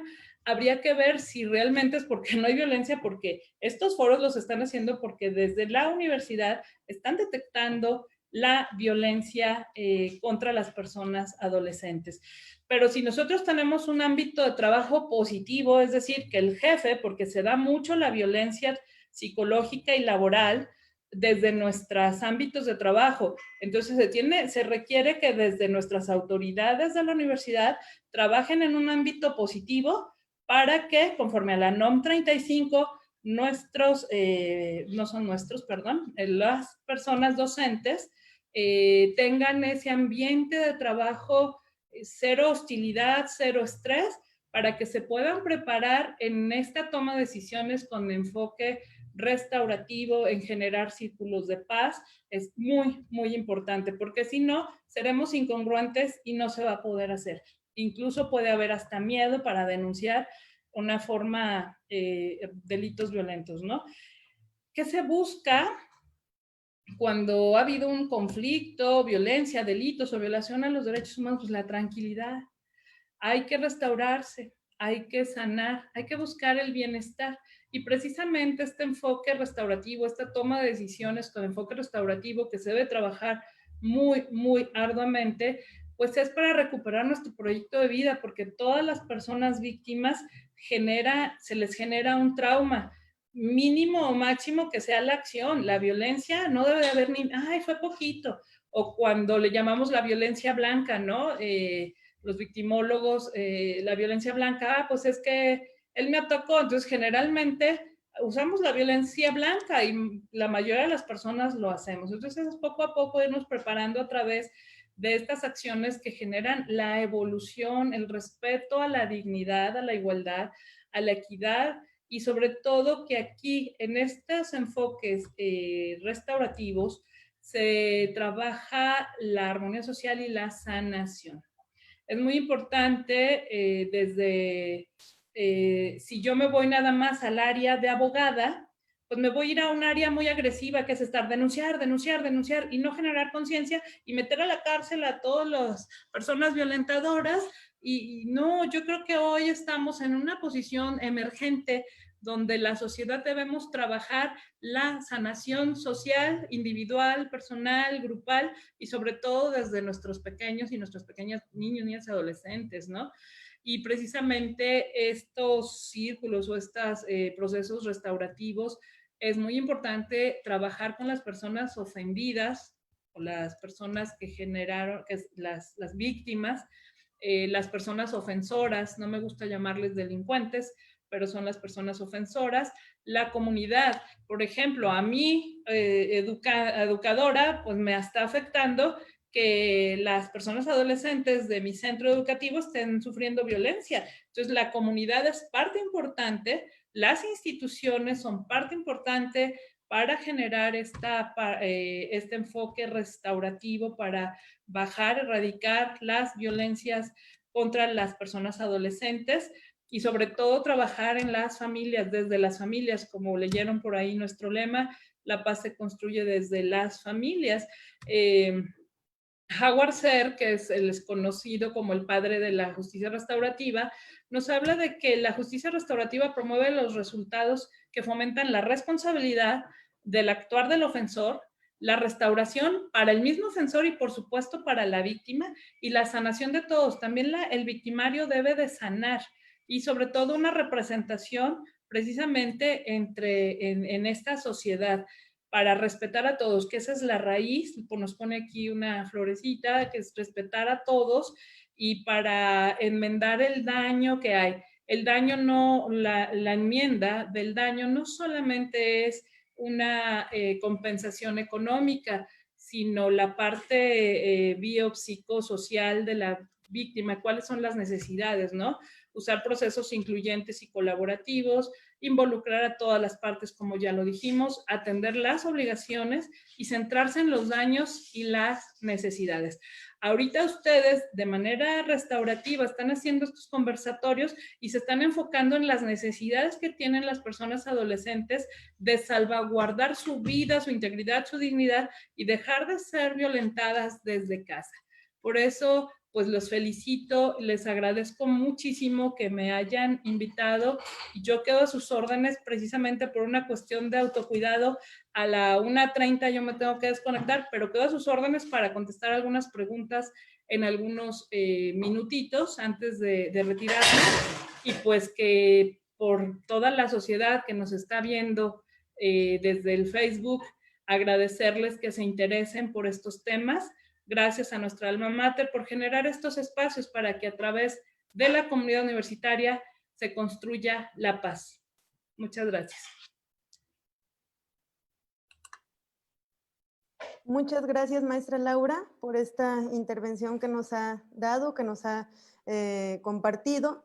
Y es, pues sí, ¿no? Sumamente importante entender cómo podemos, desde las diferentes instancias donde estamos, desde los programas de orientadores y orientadoras educativas, desde los centros universitarios preparatorias de todos los niveles y espacios, que se pueda trabajar pues con las familias, ¿no? En un tema de cómo trabajar estas dinámicas que se dan al interior, entendiendo que pues son los delitos se cometen pues en modelos familistas y patriarcales, ¿no? Y androcentristas, que es un sistema cultural en el cual nos pues nos vivimos, y que cuestionar esto desde los espacios donde estamos incidiendo y donde estamos reflexionando acerca de estas situaciones y problemáticas sociales, pues es necesario contextualizarlo desde ahí, ¿no? Ver cómo se pueden trabajar con las familias y generar estas reflexiones profundas, ¿no? Desde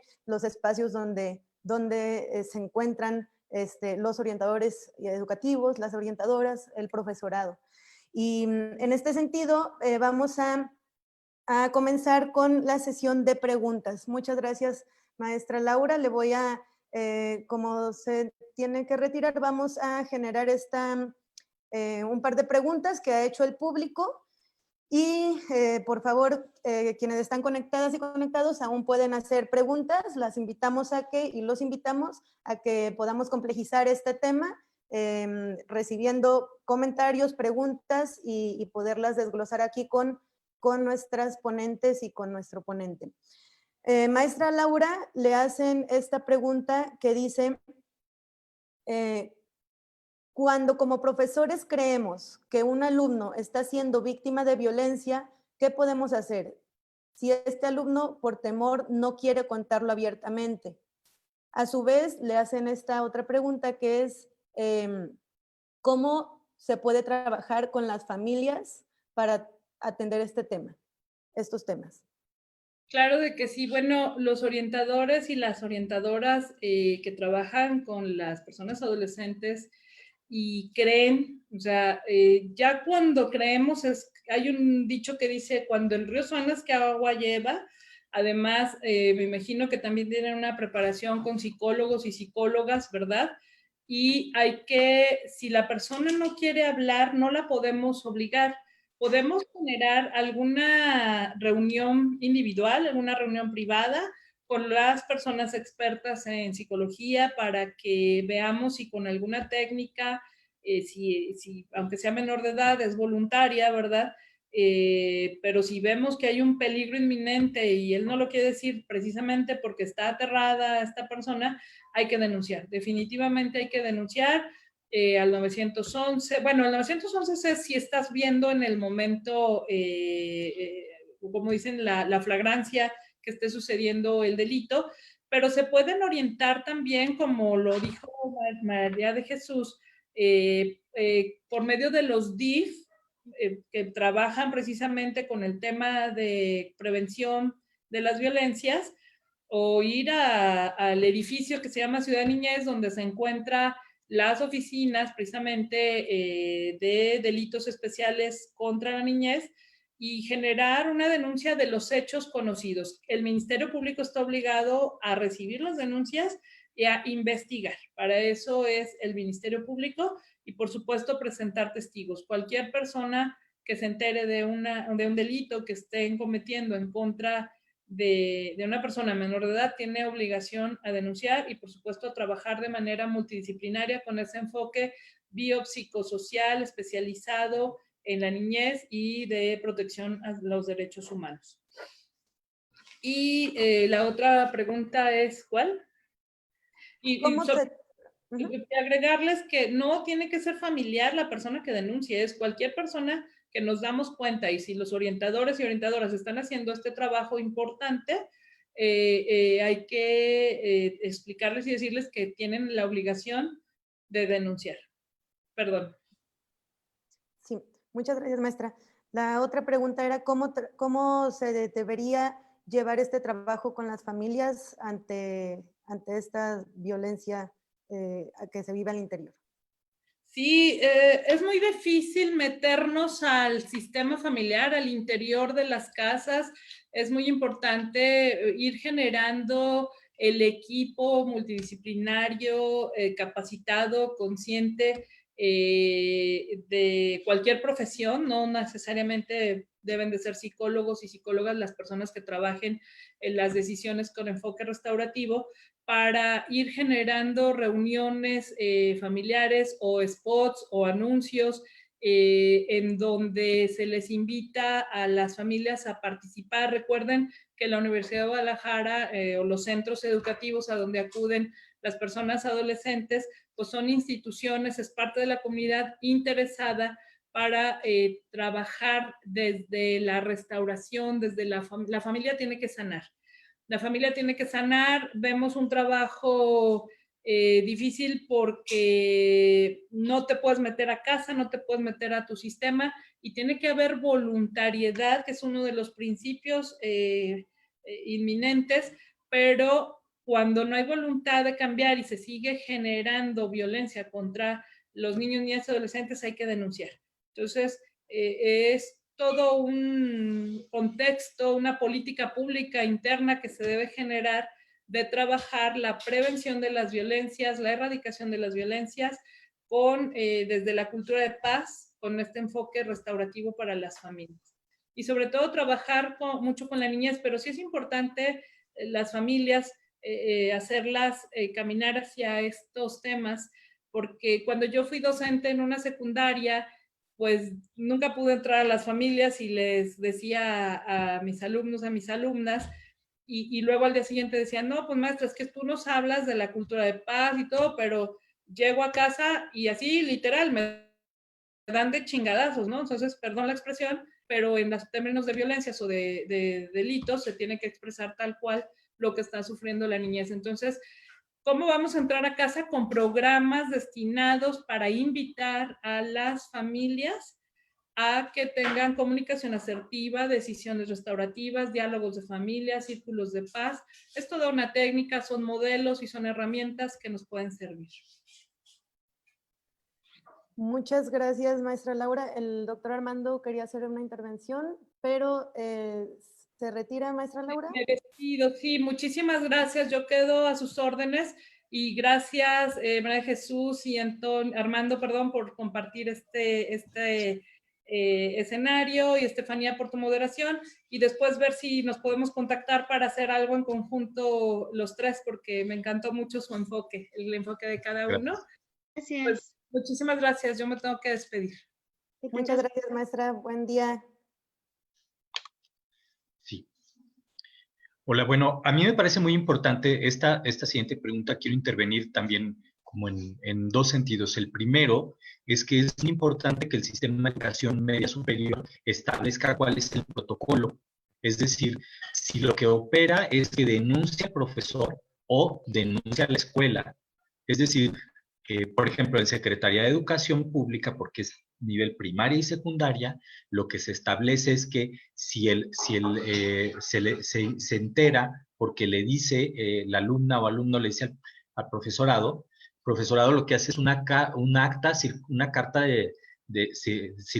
circunstancial donde dice, me dijeron esto, y es la dirección escolar la que se la denuncia, no es personalmente el profesor. Entonces, es muy importante que esto lo identifique, porque en ocasiones puede ser mejor que lo haga el profesorado. También es importante, que lo haga la escuela, y eso tienen que checarlo. Hay que medir un poco el riesgo y también ver si puede haber riesgo de represalias, porque entonces ustedes también tienen que seguir las medidas de autocuidado para que tampoco se expongan. Sí, entonces, esta es una.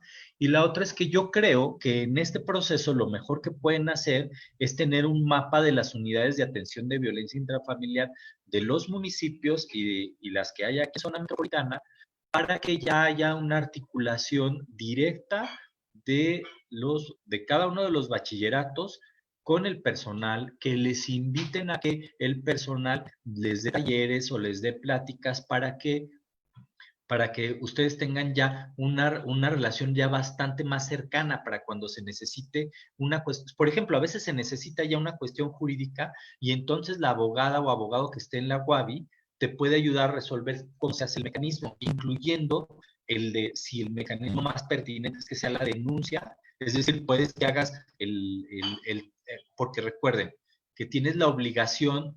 Si te enteras de la violación de derechos humanos de una persona menor, tienes la obligación de denunciar. Entonces tú metes el acta a la escuela, pero la escuela se articula con Ciudad Niñez o con el personal de la UABI, ya con alguien que está especializado en el tema para que el asunto no se atore y que el tema no tiene que resolverlo la orientadora o la orientadora, ¿sí?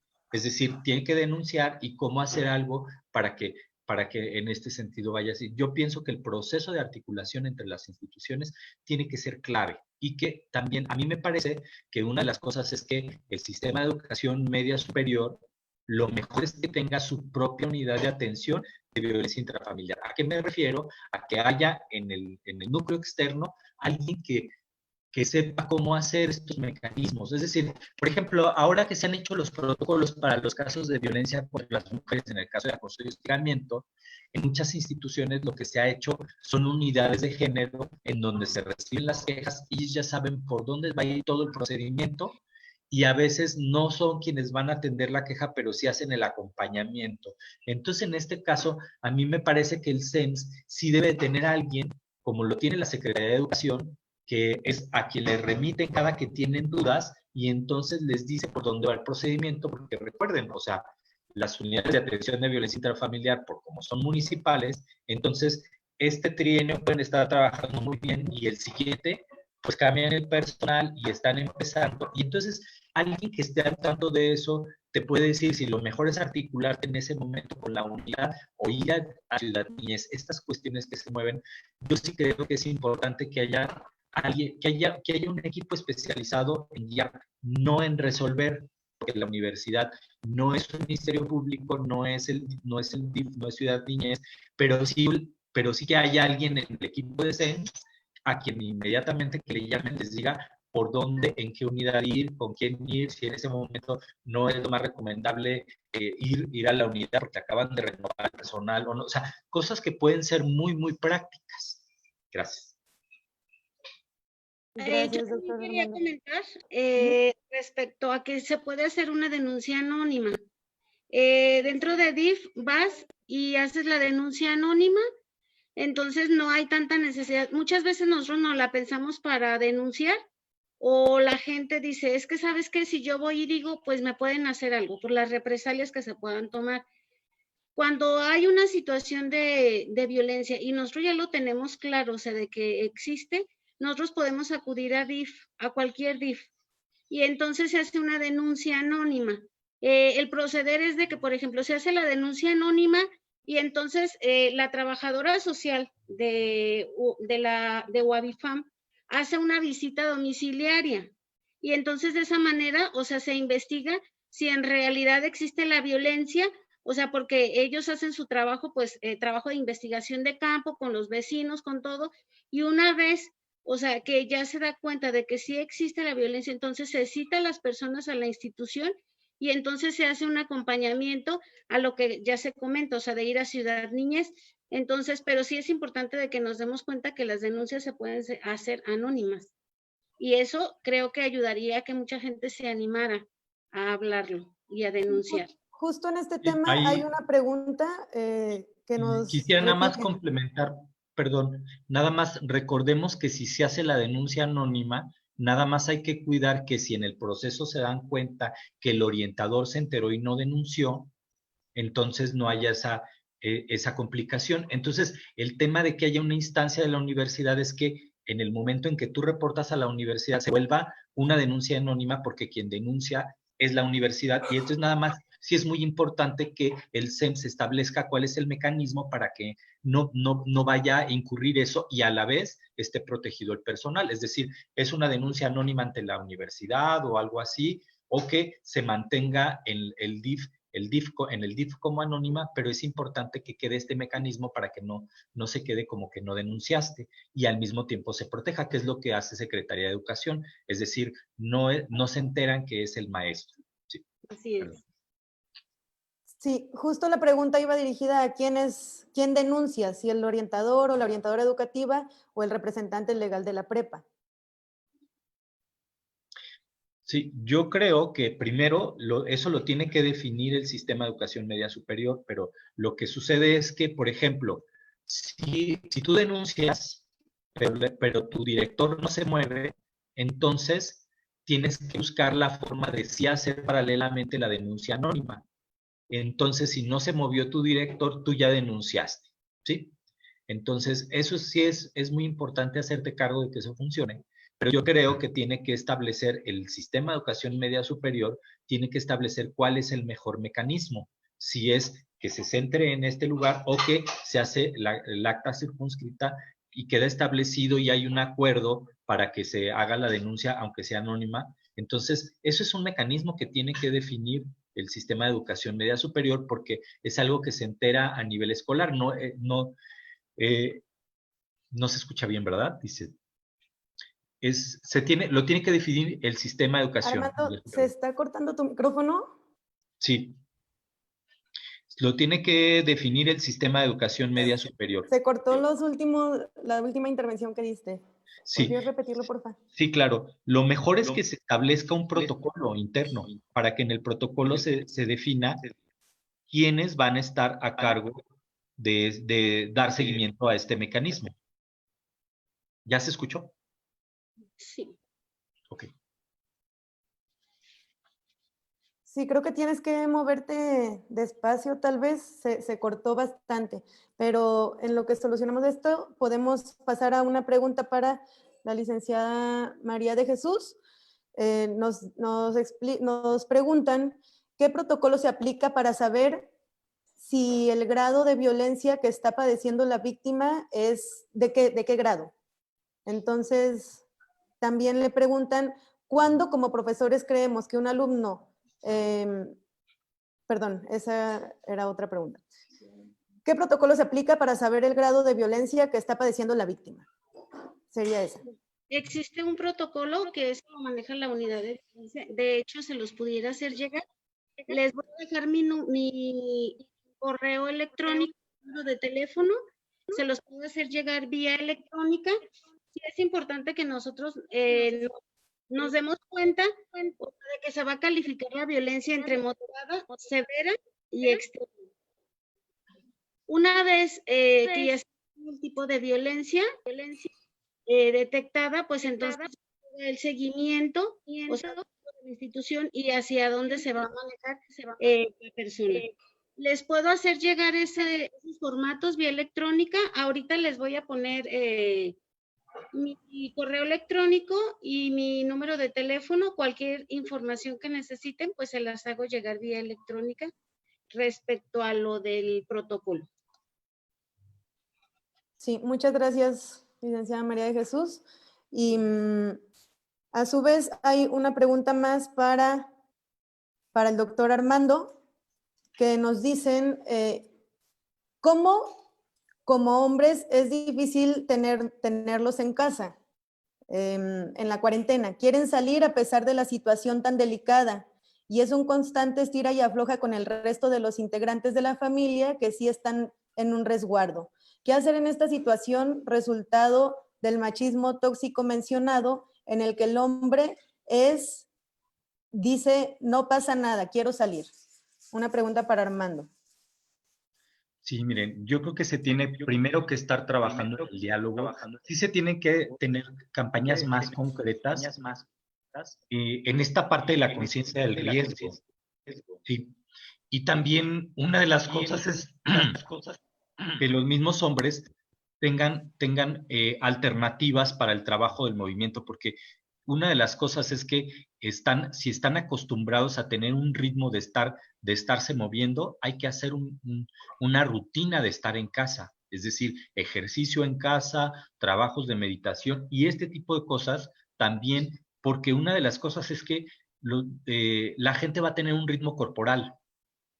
O sea, por ejemplo, los niños pueden tener un ritmo corporal y algo que puede estar sucediendo con los hombres jóvenes es que ellos están acostumbrados a tener un ritmo y entonces hay un impulso también, no solamente, o sea, es el tema de tener conciencia y el de no medir el riesgo, que es mucho de la construcción masculina, pero también es que ellos empiecen a tener herramientas para estar manteniendo su ritmo, como buscar cómo hacer un poco de ejercicio en casa, cómo hacer actividad física, el facilitar que puedan tener videollamadas, que puedan estar teniendo comunicaciones que no sean de salir de casa, es decir, estar teniendo eso. Y en la medida en que haya hombres adultos que también pongan el ejemplo, o sea, es un tema de compromiso. Yo creo que sí, o sea, es un tema complejo porque, por ejemplo, si tú sales a la calle te puedes dar cuenta que es más común que quienes anden sin cubrebocas sean los hombres en relación a las mujeres. Entonces, este tipo de cosas donde los hombres no están acostumbrados a cuidarse, es estarles repitiendo y de repente hay que ponerles letreros, estar en la calle, pienso que deberíamos de cargarnos nuestros letreros de porte cubrebocas o toma tu distancia o sea, esta parte de estar siendo reiterativos en este asunto emergente, estar replanteando los acuerdos en ese sentido. ¿Sí?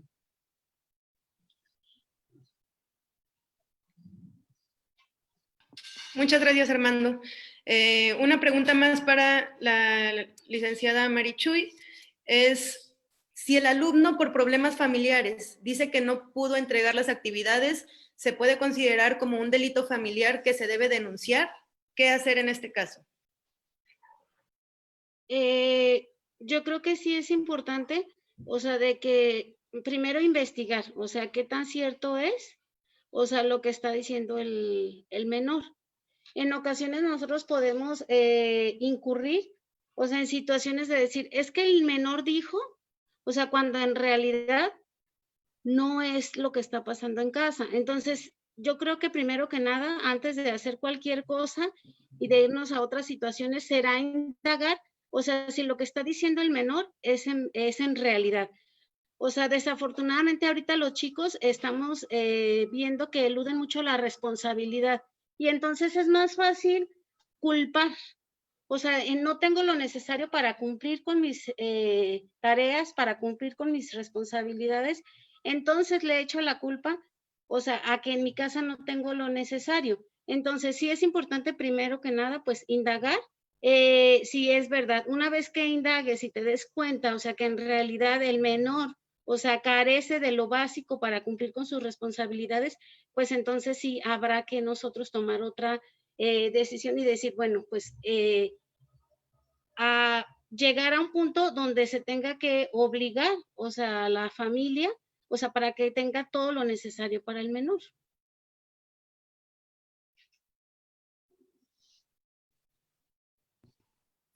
Gracias, maestra.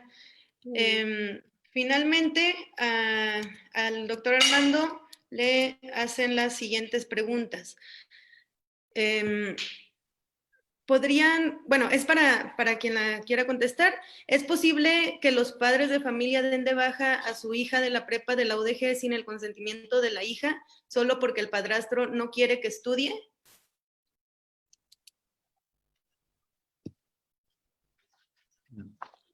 No.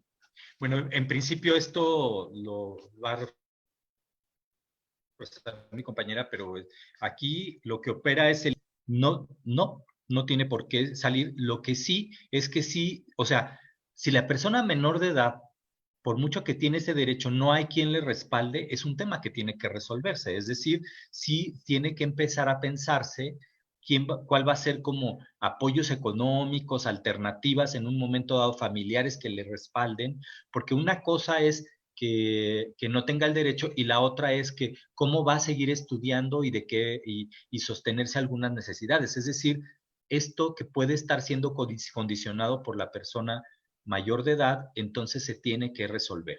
¿Sí? Es lo que creo. Gracias. Maestra María de Jesús, ¿alguna aportación en este tema? No, así está bien. Muy bien. Gracias. Finalmente, una pregunta para Armando, que nos dicen si podrías hablar más al respecto de esta información de Cómplices por la Equidad y si nos podrías compartir la campaña y material al respecto. Sí, con mucho gusto.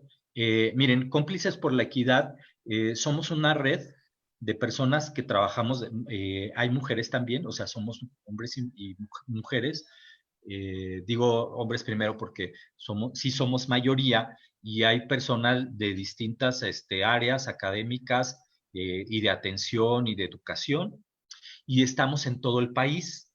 Entonces, hay un compilado de materiales que con mucho gusto podemos juntarlo para que este compilado lo tenga cada uno de los orientadores lo que necesitamos es nada más que alguien del mismo SEMS, que veamos establecerlo para pasarle los links y o sea, podemos ponerlo en algún tipo de repositorio. Miren, en el espacio donde yo trabajo hemos estado utilizando un Padlet y entonces en esa aplicación de Padlet vas poniendo los materiales y yo creo que sí sería muy pertinente como hacer un Padlet con estos mismos materiales que puedan utilizarlos el sistema de educación media superior o donde guarden el paquete. Entonces, con mucho gusto, nada más es cosa de coordinarlos para que tengan estos materiales que son básicos para dar educación. Si, como vieron, o sea, las postales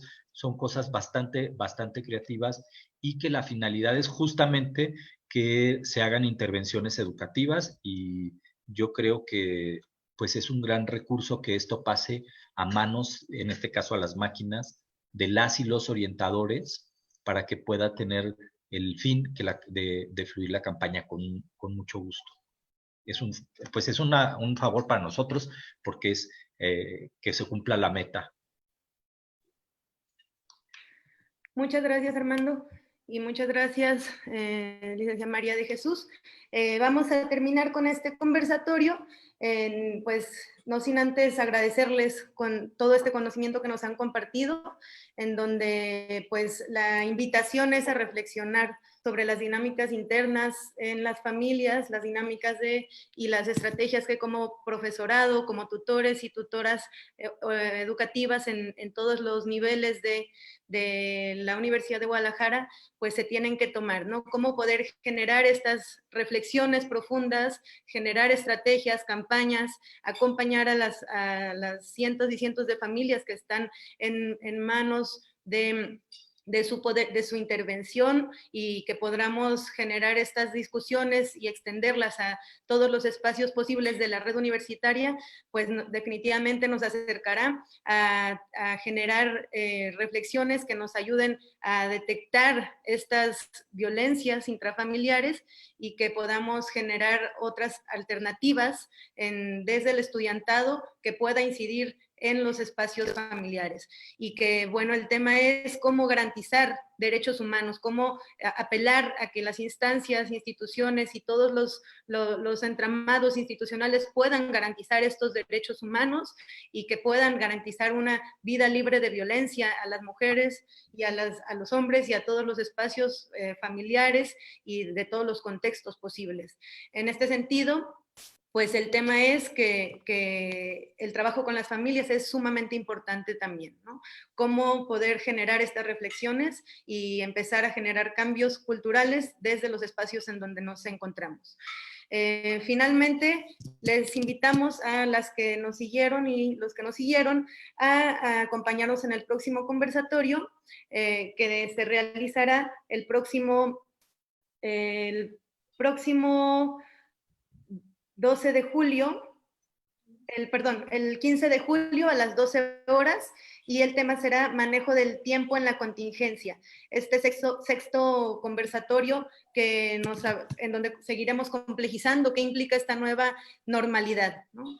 Y pues muchas gracias a todas que nos acompañaron, al SEMS, a la Universidad de Guadalajara, y a todo el equipo que hizo posible toda esta logística atrás de estas cámaras, y pues seguimos en contacto y seguimos apelando a seguir incidiendo en los espacios en donde estamos, desde la crítica a que no podemos seguir teniendo espacios hostiles en los entornos educativos, que es necesario generar una cultura de paz, una crítica a la violencia cotidiana y que podamos generar espacios libres de violencia es la prioridad. Muchas gracias a todas y todos, que tengan un buen día. Gracias. Buena tarde.